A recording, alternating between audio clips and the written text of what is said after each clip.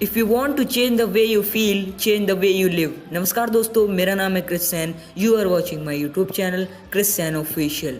Today we talk about top 3 teachings from Mahabharat. वैसे तो महाभारत में बहुत सी स्टोरीज़ हैं जो हमें अपनी लाइफ में सीखनी चाहिए और इम्प्लीमेंट भी करना चाहिए, लेकिन इस वीडियो में मैं टॉप 3 महाभारत स्टोरीज़ जो हमें अपनी लाइफ में सक्सेस की तरफ ले जाती हैं और कुछ ना कुछ सिखाती हैं, उनको समझेंगे।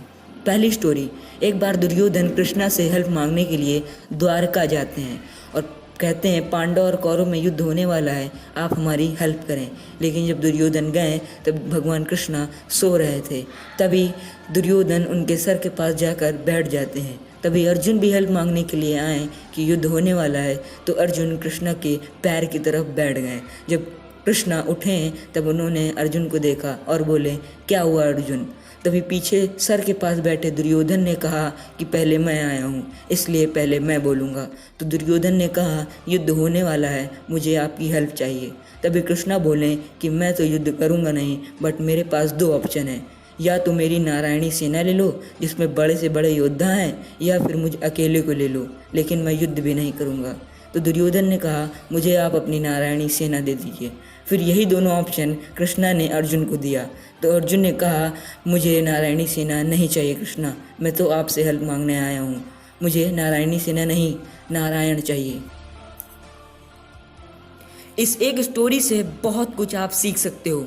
पहली सीख ये है कि हमें जिससे ज्ञान या फिर जो इंटेलिजेंट है उसके पास जाकर घमंड में उसके सर के पास नहीं बैठना है, उसके तो पैर के पास जाना चाहिए। दूसरी टीचिंग ये है, हमें हमेशा अपनी लाइफ के चुनाव में सबसे पहले गॉड को चुनना चाहिए, क्योंकि वही हमें हर लाइफ की प्रॉब्लम से निकाल सकते हैं। और कैसे निकालेंगे? नीचे डिस्क्रिप्शन में मैंने भगवत गीता का लिंक दे दिया है, वहाँ से उसको परचेज़ कीजिए। आपकी हर लाइफ का प्रॉब्लम सोल्यूशन उसमें भगवान ने पहले ही दे दिया है।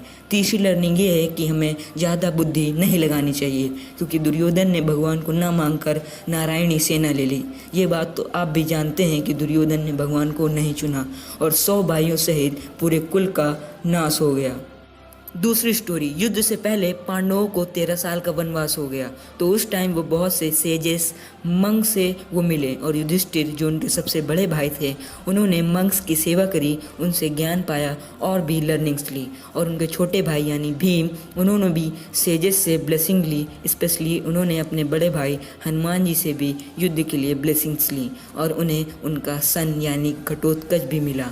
युद्ध में अपने साथ जोड़ा उसको भी। और भीम से छोटे भाई अर्जुन, उन्होंने देवलोक जाकर कई अस्त्र इकट्ठा किए, स्पेशली शिवजी से भी ब्लेसिंग्स ली और उनसे भी शस्त्र लिया। और सबसे छोटे भाई यानी नकुल और सहदेव ने भी उन 13 सालों में बहुत सी लर्निंग ली। इस स्टोरी से हमें ये सीखना चाहिए कि आपकी लाइफ में चाहे जिस भी सिचुएशन में हो आपको उस सिचुएशन से कुछ ना कुछ लर्निंग लेनी चाहिए। जैसे थॉमस एडिसन से किसी ने पूछा उनकी फेलियर से उन्होंने क्या सीखा। उन्होंने कहा कि मैंने हज़ारों प्रयास कर दिए बल्ब को बनाने में, बट फिर मैंने बल्ब का आविष्कार किया। ये पता चलता है इस बात से उन 1000 तरीक़ों से बल्ब का इन्वेंशन नहीं हो सकता। तो आप अपनी लाइफ में कुछ ना कुछ सीखते रहिए। तीसरी स्टोरी, एक बार गुरुकुल में दोनों पांडव और कौरव से उनके गुरु द्रोणाचार्य ने सबका टेस्ट लिया। उन्होंने पेड़ पर मिट्टी से बनी मछली टांग दी और फिर सबसे कहा इस मछली की आंख पर अपने अपने धनुष से बाण चलाना है। तो सबसे पहले युधिष्ठिर को बुलाया और फिर उनसे द्रोणाचार्य ने पूछा कि तुम्हें क्या दिखाई दे रहा है युधिष्ठिर?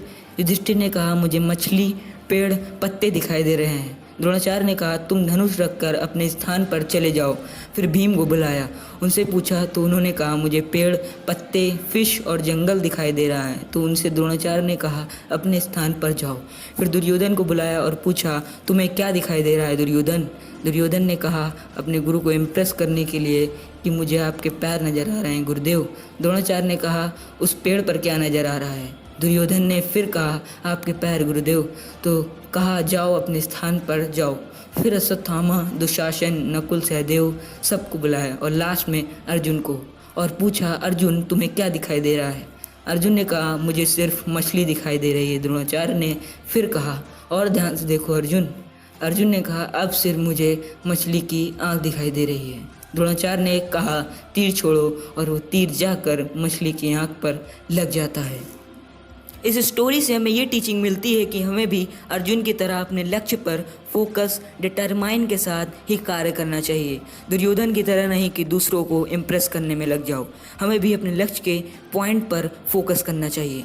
चलिए आज की वीडियो में बस इतना ही। अगर आपको ये वीडियो अच्छी लगी हो तो प्लीज़ इस वीडियो को लाइक कीजिए, कमेंट करके बताएं और किन टॉपिक्स पर मैं वीडियो बनाऊं। यूज़फुल लगी हो तो प्लीज़ इस वीडियो को खूब शेयर कीजिए। अगर चैनल पर नए हैं तो please subscribe to my channel and press the bell icon for never miss an update.